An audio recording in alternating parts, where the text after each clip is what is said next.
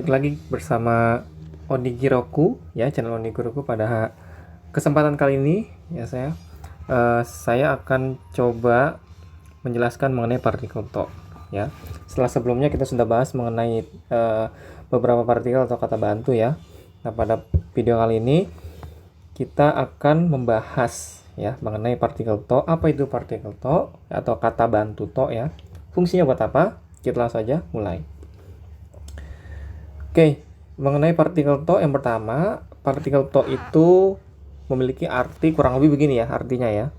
Jadi artinya itu dan atau dengan ya. Sebenarnya hampir mendekati inilah gitu ya. Nah, itu artinya fungsi utamanya sih sebenarnya fungsi utama dari partikel Th adalah untuk menyambungkan kata benda yang lebih dari satu misalnya gitu ya, atau artinya dan gitu ya, itu fungsi utamanya.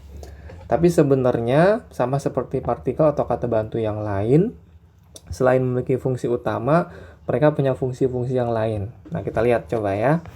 Nah, fungsi yang pertama adalah menyebutkan lebih dari satu benda atau sejenisnya, atau artinya dan ya, atau ini fungsi utamanya ya. Fungsi utama dari partikel Th. Kita ambil contoh. Kyoshitsu no naka ni Bima to Ayu ga imasu. Ya, di dalam ruang kelas ada Bayu dan Ayu, ada Bima dan Ayu, sorry. Ya. Nah, kalian bisa lihat di sini fungsi partikel no ya, dia fungsi partikel no lagi. Fungsi partikel Th ya. Kok no sih partikel Th ya? Fungsi partikel Th artinya dan atau menyambungkan atau menyebutkan lebih dari satu benda atau sejenisnya. Ya, begitu. Oke. Nah, mungkin kalian penasaran atau bertanya-tanya perbedaannya dengan partikel ya ya. Ada namanya yang mirip sama Th, namanya partikel ya atau kata bantu ya. Nah, kalau partikel Th itu biasanya kalau partikel Th biasanya untuk menyebutkan lebih dari satu benda dan biasanya bendanya sejenis. Misalnya orang dengan orang atau hewan dengan hewan, kata benda dengan kata benda. Kata benda itu maksudnya misalnya alat tulis dengan alat tulis gitu loh ya, tempat dengan tempat gitu loh, nama tempat dengan nama tempat, biasanya gitu, biasanya sejenis ya, biasanya ya gitu ya. Tapi sedangkan partikel ya itu, kalau partikel ya sama fungsinya untuk menyebutkan lebih dari satu benda, tapi bendanya boleh nggak sejenis, boleh ya. Nanti untuk selanjutnya kita akan bahas mengenai partikel ya di video berikutnya gitu. Ini kita fokus ke partikel Th aja dulu ya. Oke, contoh yang kedua juga sama. Kesa watashi wa panto yasai to tamago o tabemashita. Ya, tadi pagi saya makan roti, sayur, dan telur. Ya, begitu ya. Jadi to di sini ya menyebutkan benda lebih dari satu. Ya, jadi kalau bendanya ada 3 maka harus pakai koma dong, tentu aja ya. Makan roti, koma, sayur, dan telur. Gitu ya. Oke, ini fungsi yang pertamanya. Kita lihat fungsi yang kedua. Nah, fungsi kedua dari partikel Th adalah menunjukkan pihak lawan bicara dalam melakukan sesuatu. Atau artinya dengan, kurang lebih ya. Begitu. Artinya dengan. Gitu ya. Atau menunjukkan pihak lawan bicara dalam melakukan sesuatu. Contoh. Konya watashi wa tomodachi to aimasu. Tuh, ada partikel Th ya. Partikel Th di sini fungsinya untuk menunjukkan pihak lawan bicara. Dengan siapa dia yang berbicara gitu ya. Malam ini saya akan bertemu dengan teman, gitu maksudnya ya. Th di sini artinya dengan, ya begitu.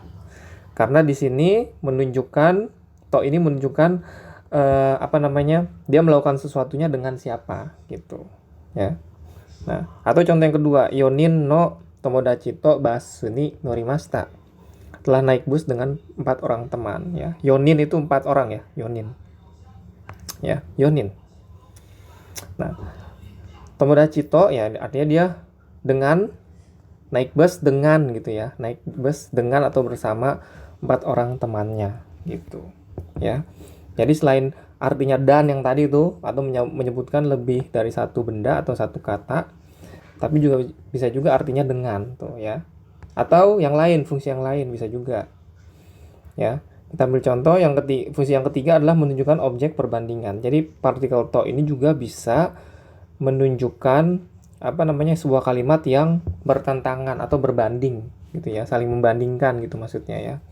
Contoh, oto toto chigate aniwa segatakai desu. Ya, berbeda dengan adik laki-laki saya, kakak laki-laki saya berbadan tinggi, ya. Atau sebenarnya di sini pun artinya dengan juga sih, ya.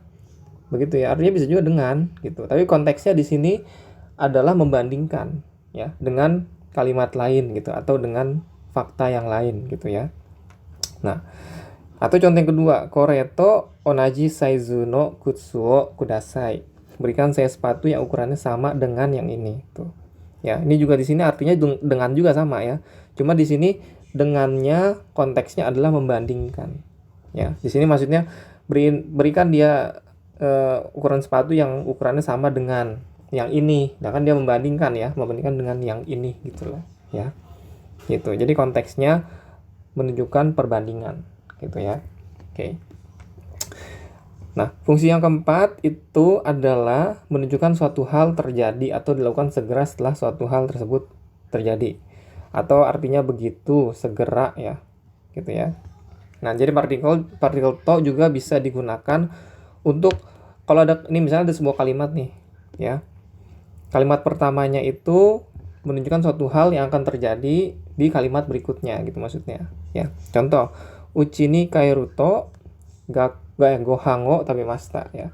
Begitu pulang ke rumah saya segera makan, ya. Jadi disambung dengan to. To ini artinya kalimat berikutnya itu masih diteruskan gitu loh, ya. Begitu pulang ke rumah dia kemana? Oh, dia segera makan gitu ya.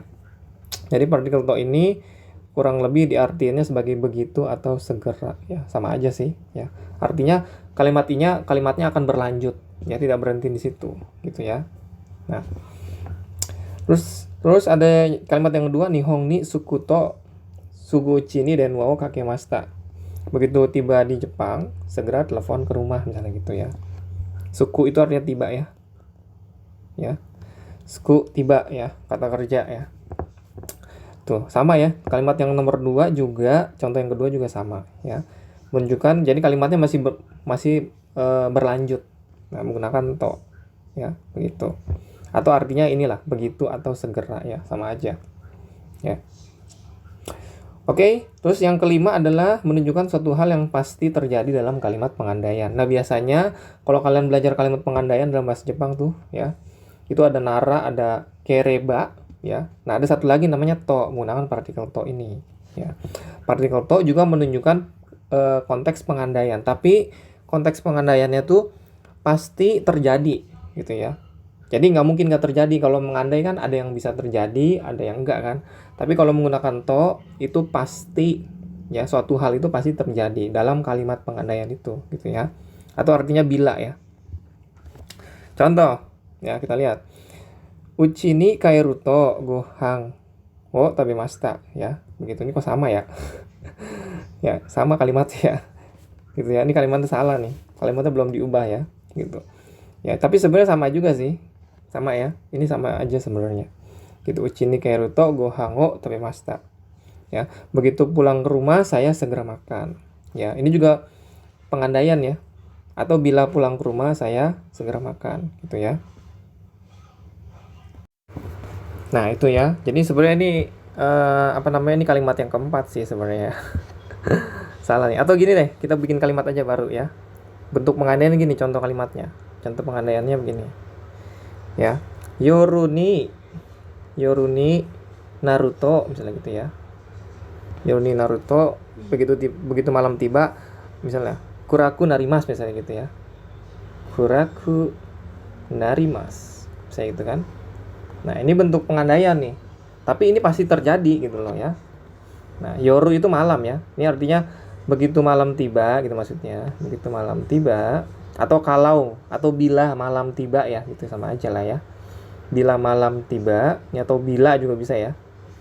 Bila malam tiba ya, akan menjadi gelap gitu kan. Akan menjadi gelap. Ya, begitu ya.